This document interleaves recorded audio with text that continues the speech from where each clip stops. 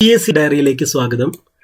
Kerala PSC അടുത്തിടെ publish ചെയ്ത 65ാം വാർഷിക വിശേഷാൽ പതിപ്പിലെ വിവരങ്ങളാണ് നമ്മൾ പഠിക്കാൻ പോകുന്നത്. സർക്കാരിൻ്റെ വിവിധ പദ്ധതികളെ കുറിച്ചിട്ടാണ്. സർക്കാരിൻ്റെ വിവിധ പദ്ധതികൾ. അതിലാദ്യം നമ്മൾ പഠിക്കുന്നത് കാർഷിക പദ്ധതിയാണ്. കാർഷിക പദ്ധതി ഇത് സംസ്ഥാന കൃഷി വകുപ്പ് ആരംഭിച്ച ഞങ്ങളും കൃഷിയിലേക്ക് പദ്ധതിയുടെ ഭാഗ്യചിഹ്നമായിട്ട് തിരഞ്ഞെടുക്കപ്പെട്ട അണ്ണാറക്കണ്ണനാണ് ചില്ലു എന്ന് പറയുന്നത്. അപ്പോൾ സംസ്ഥാന കൃഷി വകുപ്പാണ് ഈ പദ്ധതി ആരംഭിച്ചിട്ടുള്ളത്. ആ പദ്ധതിയുടെ പേരാണ് ഞങ്ങളും കൃഷിയിലേക്ക്. ഈ പദ്ധതിയുടെ ഭാഗ്യചിഹ്നമായി തിരഞ്ഞെടുക്കപ്പെട്ട അണ്ണാറക്കണ്ണനാണ് ചില്ലു എന്ന് പേരിട്ടിട്ടുള്ളത്. ചില്ലു. അടുത്തത് കേരള കൃഷി വകുപ്പിന്റെ തന്നെയാണ്. കൃഷി വകുപ്പിന്റെ സേവനങ്ങൾ ടെക്നോളജിയുടെ സഹായത്തോടെ കർഷകർക്ക് എത്തിക്കാനായി ആവിഷ്കരിച്ച പദ്ധതിയായ AIMSന്റെ പൂർണ്ണരൂപമാണ് അഗ്രികൾച്ചർ ഇൻഫർമേഷൻ മാനേജ്മെന്റ് സിസ്റ്റം എന്ന് പറയുന്നത്. AIMS agriculture information management system. അടുത്ത ഒരു പദ്ധതിയാണ് മുറ്റത്തൊരു മീൻതോട്ടം എന്നാണ് പദ്ധതിയുടെ പേര്, അല്ലെ? മുറ്റത്തൊരു മീൻതോട്ടം എന്നാണ് പദ്ധതിയുടെ പേര്. ഈ പദ്ധതി ജൈവകൃഷി മാതൃകയിൽ മത്സ്യകൃഷി ജനകീയമാക്കാനുള്ള കേരള ഫിഷറീസ് വകുപ്പിന്റെ പദ്ധതിയാണ് മുറ്റത്തൊരു മീൻതോട്ടം എന്ന പദ്ധതി. മുറ്റത്തൊരു മീൻതോട്ടം ജൈവകൃഷി മാതൃകയിൽ മത്സ്യകൃഷി ജനകീയമാക്കാനുള്ള കേരള ഫിഷറീസ് വകുപ്പിന്റെ പദ്ധതിയാണ് മുറ്റത്തൊരു മീൻതോട്ടം എന്ന പദ്ധതി. അടുത്തത് നമ്മൾ പഠിക്കുന്നത് ക്ഷീരഗ്രാമം എന്നൊരു പദ്ധതിയാണ്. ഇത് കേരളത്തെ പാലുൽപാദനത്തിൽ സ്വയം പര്യാപ്തമാക്കുക, അതാണ് അതിൻ്റെ ഉദ്ദേശം. കേരളത്തെ പാലുൽപാദനത്തിൽ സ്വയം പര്യാപ്തമാക്കുക എന്ന ലക്ഷ്യത്തോടെ കേരള സർക്കാർ നടപ്പിലാക്കുന്ന പദ്ധതിയാണ് ക്ഷീരഗ്രാമം പദ്ധതി. ക്ഷീരഗ്രാമം. അടുത്തത് മിൽമ ഉൽപ്പന്നങ്ങളുടെ വിപണനത്തിനായി KSRTCയും അതേപോലെ KSRTCയുമായി ചേർന്നിട്ട് മിൽമയും KSRTCയുമായി ചേർന്ന് ആവിഷ്കരിച്ച പദ്ധതിയാണ് ഫുഡ് ട്രക്ക്. ഈ പദ്ധതി നിങ്ങൾക്ക് തൃശ്ശൂർ ബസ് സ്റ്റാൻഡിൽ KSRTC സ്റ്റാൻഡിൽ ചെന്നാൽ കാണാൻ കഴിയും. നമ്മൾ ആ ബസ് സ്റ്റാൻഡിലേക്ക് കയറുമ്പോൾ തന്നെ റൈറ്റ് സൈഡിൽ ഒരു ബസ്, ആ ബസ്സിൽ മിൽമയെ ഡിസൈൻ ചെയ്തിട്ട് അതിനകത്ത് മിൽമയുടെ ഫുഡ് പ്രോഡക്റ്റ് ഒക്കെ ഉണ്ട്. അതാണ് ഫുഡ് ട്രക്ക്. വേറെ സ്റ്റേഷനിൽ ഉണ്ടാവും. ഞാൻ തൃശ്ശൂരാണ് ഞാനത് ശ്രദ്ധിച്ചിട്ടുള്ളത്. തൃശ്ശൂർ ബസ് സ്റ്റാൻഡിൽ KSRTC ബസ് സ്റ്റാൻഡിൽ അതുണ്ട്. ഫുഡ് ട്രക്ക് നിങ്ങൾക്ക് കാണാൻ പറ്റും. അപ്പം ഞാനിത് കണക്ട് ചെയ്ത് പറയുന്നത്, നിങ്ങൾ ഈ ഫുഡ് ട്രക്ക് എന്ന് കേൾക്കുമ്പോൾ ഇനി മിൽമ പ്ലസ് KSRTC ചേർന്നിട്ടുള്ളൊരു പദ്ധതി എന്ന് കേൾക്കുമ്പോൾ ഫുഡ് ട്രക്ക് ഓർമ്മ വരണം. അടുത്തത് എല്ലാവരും പാടത്തേക്ക് എന്നൊരു പദ്ധതിയാണ്. എല്ലാവരും പാടത്തേക്ക് എന്തിനാണ്? നെല്ലുൽപാദനം ഇരട്ടിയാക്കാൻ സംസ്ഥാന കൃഷി വകുപ്പാണ് ഈ പദ്ധതി ആരംഭിക്കുന്നത്. അത് നിങ്ങൾ ആ പേരിൽ നിന്ന് തന്നെ നിങ്ങൾക്ക് മനസ്സിലാവും. എല്ലാവരും പാടത്തേക്ക് ഇറങ്ങിയാണെന്ന് വിചാരിക്കുക. എല്ലാവരും പാടത്തേക്ക് ഇറങ്ങി എല്ലാവരും കൃഷി ചെയ്യുന്നു. അപ്പോൾ നെല്ലുൽപാദനം വർദ്ധിക്കും, ഇരട്ടിയാകും. അത് തന്നെയുള്ള ആ പേരിൽ നിന്ന് നമുക്ക് കണക്ട് ചെയ്തെടുക്കാം, അല്ലേ? എല്ലാവരും പാടത്തേക്ക് എന്താണ്? നെല്ലുൽപാദനം ഇരട്ടിയാക്കാൻ സംസ്ഥാന കൃഷി വകുപ്പ് നടപ്പാക്കുന്ന പദ്ധതിയാണ്. അടുത്തൊരു പദ്ധതി കോവിഡ് ബാധയുടെ പശ്ചാത്തലത്തിൽ സാമ്പത്തിക നഷ്ടം നേരിട്ട കാർഷിക മേഖലയിൽ ഭക്ഷ്യ സ്വയം പര്യാപ്തത കൈവരിക്കുന്നതിനായി കേരള സർക്കാർ ആരംഭിച്ച പദ്ധതിയാണ് സുഭിക്ഷ കേരളം. ഇത് ചോദിച്ചിട്ടുള്ളൊരു പദ്ധതിയാണ്. ഇത് എങ്ങനെയാണെന്ന് വെച്ചാൽ, ഇത് ചോദിച്ചത് താഴെ കൊടുത്തിട്ടുള്ള ഏത് സാഹചര്യത്തിലാണ് ഈ സുഭിക്ഷ കേരളം പദ്ധതി അവതരിപ്പിക്കപ്പെട്ടതെന്ന് ചോദിച്ചിട്ടുണ്ട്. കാരണം പ്രളയം വന്നിട്ടുണ്ടായിരുന്നു. പ്രളയത്തിന് ശേഷമാണോ കോവിഡ് വന്നപ്പോഴാണോ എന്നുള്ള രീതിയിലായിരുന്നു ആ ചോദ്യം വന്നിട്ടുണ്ടാവുക.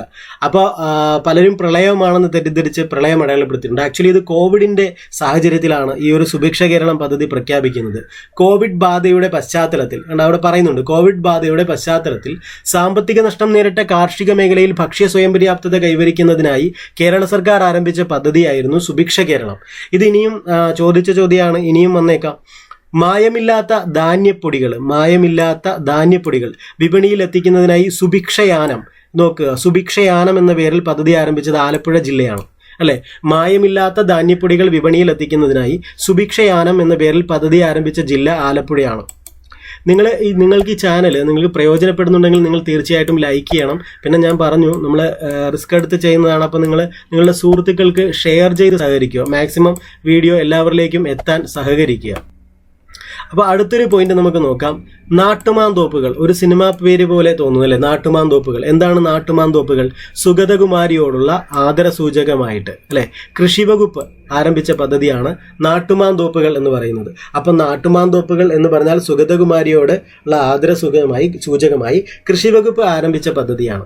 ഇനി ലോക്ക്ഡൗൺ കാലത്ത് ജനങ്ങൾക്ക് പഴം, പച്ചക്കറി മുതലായവ ഓൺലൈനിലൂടെ ലഭ്യമാക്കാനുള്ള കേരള സർക്കാർ പദ്ധതിയാണ് ജീവനി സഞ്ജീവനി എന്ന് പറയുന്നത്, അല്ലെ? എന്താണ് ആ പദ്ധതിയുടെ പേര്? ജീവനി സഞ്ജീവനി എന്നാണ് ആ പദ്ധതിയുടെ പേര്. ജീവനി ആ പേര് ഓർക്കുക. ഇതിന് ഈ സഞ്ജീവനി എന്നുള്ള വാക്ക് പിന്നെ റിപ്പീറ്റ് ചെയ്തൊരു പദ്ധതിയിൽ വരുന്നുണ്ട്, 1-2 പദ്ധതിയിൽ വരുന്നുണ്ട്.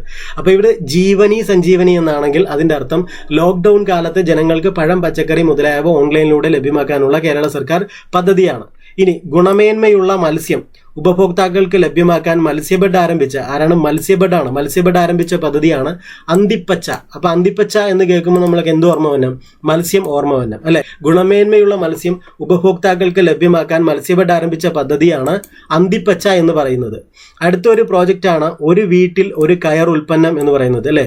ഒരു വീട്ടിൽ ഒരു കയർ ഉൽപ്പന്നം. അപ്പോൾ ഒരു വീട്ടിൽ ഒരു കയർ ഉൽപ്പന്നം വെച്ച് എല്ലാ വീട്ടുകാരും ഒരു കയർ ഉൽപ്പന്നം മേടിക്കാൻ തുടങ്ങിയാൽ കയർ ഉൽപ്പന്നങ്ങളുടെ പ്രചാരം വർദ്ധിക്കും അല്ലെ? അത് തന്നെയാണ് ആ പദ്ധതിയുടെ ഉദ്ദേശവും. എന്താണ്? കയർ ഉൽപ്പന്നങ്ങളുടെ പ്രചാരം വർദ്ധിപ്പിക്കാൻ സംസ്ഥാന സർക്കാർ നടപ്പാക്കിയ പദ്ധതിയാണ് ഒരു വീട്ടിൽ ഒരു കയർ ഉൽപ്പന്നം എന്ന് പറയുന്നത്. അടുത്തൊരു പ്രോജക്റ്റ് നമുക്ക് നോക്കാം. അടുത്തൊരു പദ്ധതിയാണ് സഞ്ജീവനി. നേരത്തെ ജീവനി സഞ്ജീവനി പറഞ്ഞു അല്ലെ? ലോക്ക്ഡൌൺ കാലത്ത് പഴം, പച്ചക്കറി മുതലായവ ഓൺലൈനിലൂടെ ലഭ്യമാക്കാനുള്ള, അത് ഓൺലൈൻ എന്നുള്ളത് ഒരു ഇമ്പോർട്ടൻസ് ഉണ്ട് അല്ലെ? ഓൺലൈനിലൂടെ, അതായത് ലോക്ക്ഡൌൺ കാലത്ത് ഓൺലൈനിലൂടെ ആയിരുന്നല്ലോ എല്ലാം മേടിക്കുന്നത്. അപ്പോൾ ഓൺലൈനിലൂടെ ലഭ്യമാക്കാനുള്ള കേരള സർക്കാർ പദ്ധതിയായിരുന്നു ജീവനി സഞ്ജീവനി എന്ന് പറയുന്നത് അല്ലെ? ഇവിടെ പറയുന്നത് വെറും സഞ്ജീവനിയാണ്. ഇതെന്താണ്? ഈ സഞ്ജീവനി എന്താണ്? ഇത് ദേശീയ ഔഷധ സസ്യ ബോർഡിന്റെ സാമ്പത്തിക സഹായത്തോടെ 2002 ആരംഭിച്ച ഔഷധ വ്യാപന പദ്ധതിയാണ്. ശരിക്കും എന്താണ് ഔഷധ വ്യാപന പദ്ധതി? ആരാണ്? ദേശീയ ഔഷധ സസ്യ ബോർഡാണ് അവരുടെ സാമ്പത്തിക സഹായത്തോടെ 2002 അല്ലെ ആരംഭിച്ച ഔഷധ വ്യാപന പദ്ധതിയാണ് സഞ്ജീവനി എന്ന് പറയുന്നത്. ഇനി അടുത്തത്, ഇന്ത്യയിൽ ആദ്യമായി കർഷകർക്കായി കേരള സർക്കാർ അവതരിപ്പിച്ച പെൻഷൻ പദ്ധതിയുടെ പേരാണ് കിസാൻ അഭിമാൻ. ഞാൻ കേരള സർക്കാർ എന്ന് എടുത്തു പറയാൻ കാരണം കിസാൻ അഭിമാൻ എന്ന് കേൾക്കുമ്പോൾ ഹിന്ദി ടച്ച് തോന്നും. പക്ഷെ അത് അങ്ങനെയല്ല എന്നറിയാനാണ് കേരള സർക്കാരാണ് ഈ പദ്ധതി അവതരിപ്പിച്ച പെൻഷൻ പദ്ധതി കൂടിയാണ് കേട്ടോ. പെൻഷൻ പദ്ധതി കൂടിയാണ് ഇതെന്നറിയാനാണ് കേരള സർക്കാർ എന്ന് എടുത്തു പറഞ്ഞത്. ഇന്ത്യയിൽ ആദ്യമായി ഇന്ത്യയിൽ തന്നെ ആദ്യമായിട്ടാണ് അല്ലെ? ഇന്ത്യയിൽ ആദ്യമായി കർഷകർക്കായി കേരള സർക്കാർ അവതരിപ്പിച്ച പെൻഷൻ പദ്ധതിയുടെ പേരാണ് കിസാൻ അഭിമാൻ.